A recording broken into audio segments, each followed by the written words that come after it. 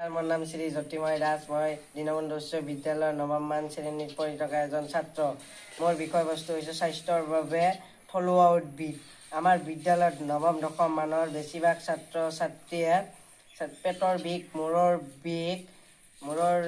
বিষ, ৰক্তহীনতা, মূৰ ঘূৰোৱা, স্মৰণ শক্তি কমি যোৱাৰ ৰোগৰ আক্ৰান্ত হৈ পঢ়া শুনাত ব্যাঘাত জন্মা দেখা যায়। এল'ভেৰা জুচ, গেছ, ডায়েৰিয়া আদিৰ সমস্যাৰ বাবে এল'ভেৰাৰ পৰা প্ৰস্তুত কৰা জুচ অতি উপকাৰী। প্ৰায় আধা কাপ এল'ভেৰা জুচ পেট বিষ হ'লে খাই দিলে পেটৰ বিষৰ পৰা যথেষ্ট আৰাম পোৱা যায়।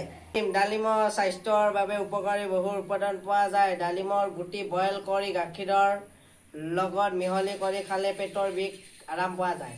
পাৰিজাত ফুল, শিপা বা পাতৰ ৰস নাকেৰে শুঙিলে মূৰ বিষ কম হয়।